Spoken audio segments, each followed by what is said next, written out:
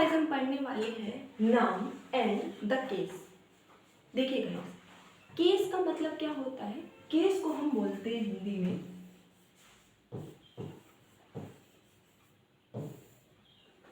कारक। किसी भी सेंटेंस में हम नाउन का यूज जिस जगह पर करते हैं उस जगह को बताने के लिए हम केस यानी कि कारक को पढ़ते हैं।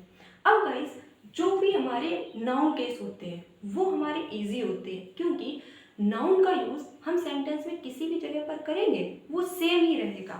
अब आगे जाके प्रॉब्लम हमें कब आती है? प्रॉब्लम जब आती है जब हम प्रोनाउन के केस पढ़ते हैं, ठीक है। उसमें क्या होता है? उसमें चेंजमेंट हो जाता है। लेकिन जो हमारा नाउन का केस है, नाउन का यूज हम सेंटेंस में किसी भी जगह पर करें वो वही रहेगा। हमारी डेफिनेशन क्या कहती है? The relation in which a noun stands to some other words और the change of the form by which this relation indicated is called case.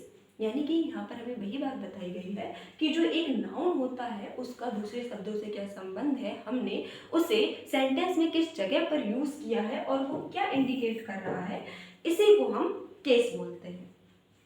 अब गाइस देखिए, नाउन के बेसिकली क्या होते हैं? हम 3 केस हमारे मेन होते हैं, 3 केस हम पढ़ते हैं। हालांकि इसके 4 केस भी हैं, लेकिन अब हमारे 3 केस हो गए हैं।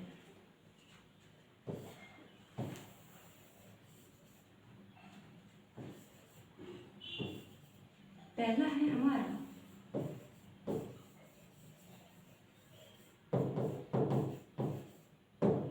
सब्जेक्टिव केस, दूसरा है हमारा ऑब्जेक्टिव केस, थर्ड है हमारा पजेसिव केस। इसके अलावा गाइस एक और होता है हमारा वोकेटिव केस, उसको भी हम आगे पढ़ेंगे। लेकिन आपके मेन 3 ही टाइप के होते हैं केस। एक सब्जेक्टिव केस है, एक ऑब्जेक्टिव केस है और एक पजेसिव केस है। अब गाइस, अगर हमने सेंटेंस में नाउन को सब्जेक्ट की जगह पर यूज किया है तो वो हो जाएगा हमारा subjective case. For example,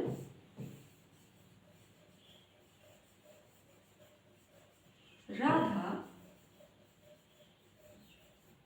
reads a book. यहाँ पर राधा क्या है? राधा है हमारी नाउन, ठीक है। और इसको हमने एज अ सब्जेक्ट की जगह पर यूज किया है, इसी वजह से ये हो जाएगा हमारा सब्जेक्टिव केस। अब ऑब्जेक्टिव केस क्या होता है गाइस? जब हम नाउन को ऑब्जेक्ट की तरह यूज करते हैं, ऑब्जेक्ट की जगह पर यूज करते हैं, वो हो जाता है हमारा objective case. For example,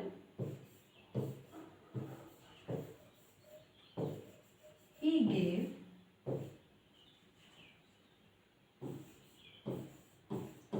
a book to Rohan. उसने रोहन को एक किताब दी। यहाँ पर ये जो रोहन है इसको हमने ऑब्जेक्ट की तरह यूज किया है, और रोहन क्या है हमारा? ये किसी पर्सन का नाम है, तो ये क्या हुआ? ये हमारा नाउन हुआ। तो यहाँ पर हमने क्या किया है? नाउन को एज अ ऑब्जेक्ट यूज किया है, इसी वजह से ये हो गया हमारा ऑब्जेक्टिव केस। अब पजेसिव केस क्या होता है गाइस? पजेसिव केस के अंदर हम क्या करते हैं? पजेशन दिखाते हैं किसी के ऊपर।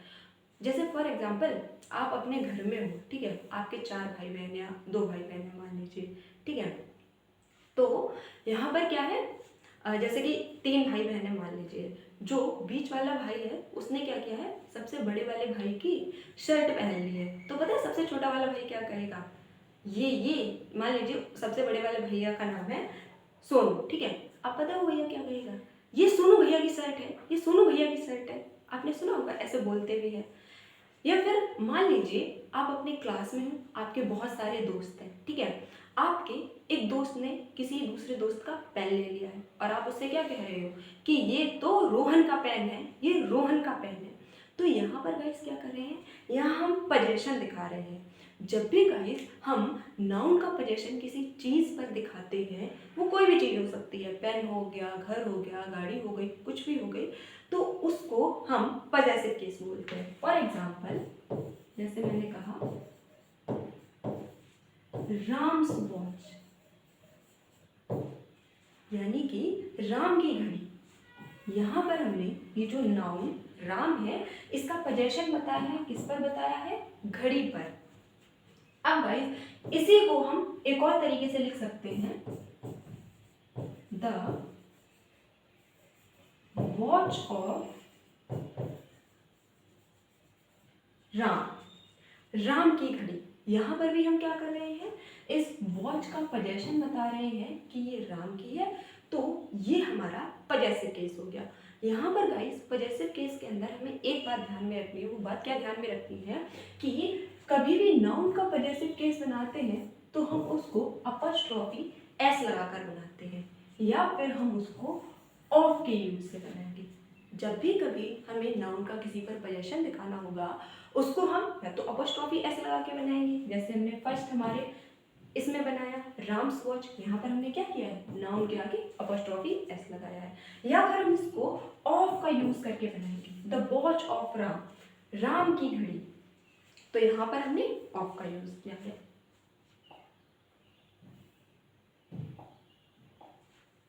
इन्हीं की गाइस आगे हमें डेफिनेशन दी गई है। नॉमिनेटिव केस, ये जो नॉमिनेटिव केस है ना गाइस, इसी को ही हम सब्जेक्टिव केस बोलते हैं। सब्जेक्टिव या फिर नॉमिनेटिव एक ही बात होती है। अ नाउन और pronoun that functions as subject of a verb is placed in nominative case. वही चीज लिखी हुई है, जब भी कोई नाउन एज अ सब्जेक्ट का फंक्शन करता है वहां पर हम उसे नॉमिनेटिव केस बोलते हैं। For example, Dinkar wrote many poems in Hindi. Dinkar ने बहुत सारी हिंदी की कविता लिखी, तो यहाँ पर ये जो दिनकर है ये हमारा नाउन है और हमने इसको सब्जेक्ट की जगह पर यूज किया है, इसी वजह से ये हमारा सब्जेक्टिव केस या नॉमिनेटिव केस हो गया।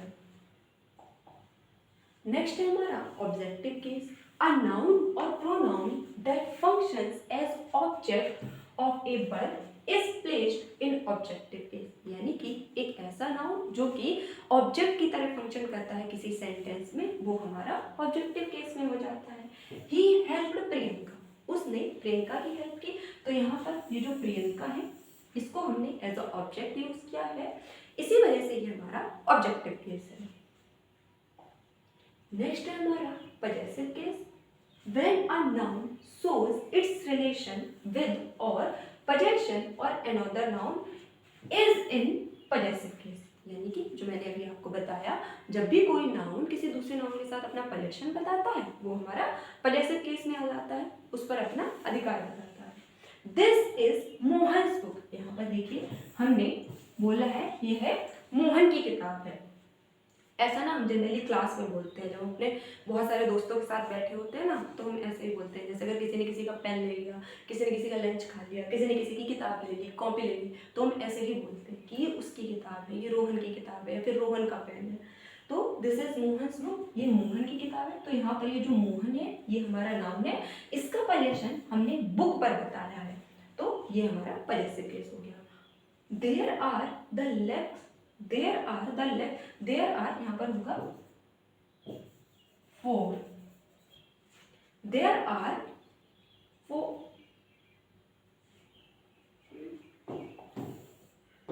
There are 4 legs of the table. यहाँ पर ये इस तरह से होगा, यहाँ पर ये दाना नहीं होगा। There are the 4 legs, okay okay, यहाँ पर ये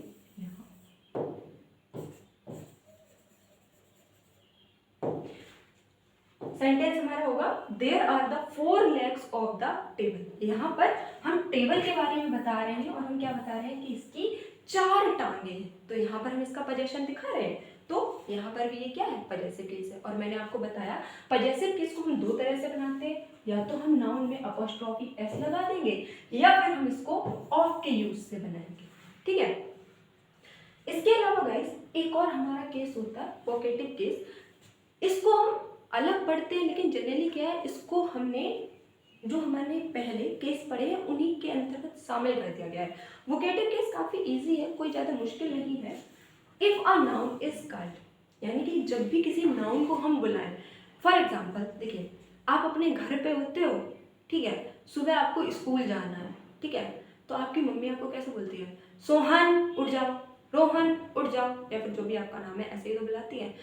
मोनू खाना खा लो आके। या फिर आपके टीचर जब भी आपकी क्लास में किसी कोई टेस्ट हो और टेस्ट का रिजल्ट दिया जा रहा है, यानी कि आपके टेस्ट चेक करके दिए जा रहे हैं, तो आपके नाम से आपको बुलाया जाता है, रोहन, प्रिया, सोनू। तो यहाँ पर क्या है, जब भी हम किसी नाउन को बुलाते हैं, जब भी हम किसी नाउन को बुलाते हैं, वो हमारा वोकेटिव केस के अंतर्गत आ जाता है। जैसे कि बोला कम हियर मुकेश, तो यहाँ पर क्या है, ये जो मुकेश है ये हमारा नाउन है, हम इसको बुला रहे हैं कि मुकेश यहाँ, तो ये जो है ये हमारा वोकेटिव केस में हो गया। आर यू गोइंग, क्या तुम जा रहे हो? ब्रदर, तो यहाँ पर ये जो ब्रदर है इससे हम पूछ रहे हैं, हम इसको बुला रहे हैं, यहाँ पर ये हमारा वोकेटिव केस के अंतर्गत आ गया। अब गाइस यहाँ तक तो हमने पढ़ ली एक बार। और गाइस यहाँ पर क्या है, नाउन का हमने केस पढ़ा, नाउन का हमने सब्जेक्टिव केस पढ़ा, नाउन का हमने ऑब्जेक्टिव केस पढ़ा, नाउन का पॉजेसिव केस पढ़ा, और नाउन का हमने पढ़ा वोकेटिव केस। ठीक है, नाउन के केस में कोई दिक्कत नहीं होती, वो इसलिए नहीं होती है क्योंकि अगर जैसे मान लीजिए कोई नाम है रोहन, ठीक है, रोहन को हम सब्जेक्ट की जगह पर लिखेंगे तो भी वो रोहन रहेगा, हम इसको ऑब्जेक्ट की जगह पे लिखेंगे तो भी ये रोहन ही रहेगा, और अगर हमें इसका पोजीशन बताना होगा तो सिंपली हम क्या करेंगे, इसके साथ जस्ट एक अपॉस्ट्रोफी एस लगा देंगे। ठीक है, इसमें तो कोई प्रॉब्लम नहीं होती है। अब प्रॉब्लम होती है प्रोनाउन के केस में। प्रोनाउन के केस को हम एक टेबल की हेल्प से समझेंगे। प्रोनाउन के केस में क्या होता है गाइस, थोड़ा चेंजमेंट हो जाता है। आपका ऑब्जेक्टिव केस में थोड़ा चेंजमेंट होगा, पॉजेसिव केस में थोड़ा चेंजमेंट होगा। हम देखते हैं वो चेंजमेंट क्या है। सबसे पहले तो हमें पता होना चाहिए कि हमारे प्रोनाउन बेसिकली 3 पर्सन में डिवाइड किए गए हैं। एक होता है हमारा, देखिए यहाँ पर है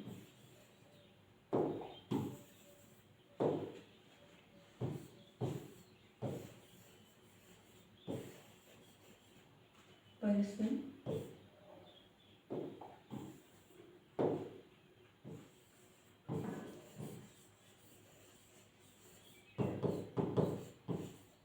सब्जेक्टिव केस,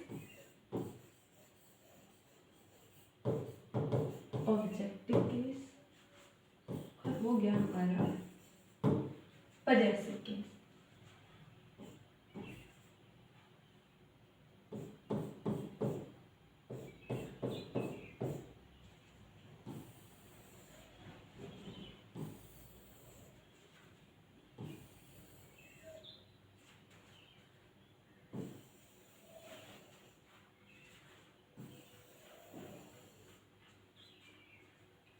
देखिए नाउन में, सॉरी प्रोनाउन में सबसे पहले तो इसके होते हैं 3 पर्सन, जिसको हम फर्स्ट पर्सन, सेकंड पर्सन और थर्ड पर्सन बोलते हैं। अब गाइस फर्स्ट पर्सन जो होता है उसमें आता है हमारा आई और वी, और जो इनका सब्जेक्टिव केस होता है वो आई और वी ही रहता है। सेकंड पर्सन में आता है हमारा यू, और थर्ड पर्सन में हमारा आता है ही, शी, इट और दे। अब guys first person, second person, third person को मैं आपको एक एग्जांपल देती हूँ, उससे आप समझ सकते हैं। देखिए क्या होता है, हम सबकी मम्मियाँ होती हैं, ठीक है, और हमारी जैसे मान लीजिए हमारी मम्मी की कोई फ्रेंड है, ठीक है, या फिर हमारे पड़ोस में कोई आंटी है, ठीक है। ऐसे जनरली क्या होता है, बाहर साइड में होता है कि कोई आंटी है, ठीक है, और वो आंटी क्या है, बहुत ज़्यादा बातें करती है, ठीक है, और मान लीजिए आपकी मम्मी या फिर कोई दूसरी आंटी है, वो उनकी बातों को सुनती है। गाइस देखिए हमेशा क्या होता है, हर मोहल्ले में ही ऐसा होता है कि कोई ना कोई एक आंटी होती है जो कि बातें करती है बहुत सारी, और एक होती है आंटी जो सुनती रहती है, ठीक है। तो जो बात कर रही है ना आंटी, जो बहुत ज़्यादा बोलती है, ठीक है, वो है हमारी फर्स्ट पर्सन, क्योंकि वो हमेशा या तो अपने बारे में बोलेंगी, या तो मैं बोलेंगी, या तो हम बोलेंगे, ठीक है। और जो आंटी सुन रही है ना उनकी बातों को, जो श्रोता है, वो आएंगी हमारी सेकंड पर्सन में, क्योंकि वो होगी तुम, जो कि आंटी बात कर रही है उनके लिए। और गाइस थर्ड पर्सन में वो सारे लोग होंगे जिनके बारे में, जो आंटी है जो ज़्यादा बात करती है, जिनकी बातें कर रही है। फॉर एग्जाम्पल उनके बच्चे ऐसे हैं, वो लोग ऐसे हैं, ये लोग ऐसे हैं।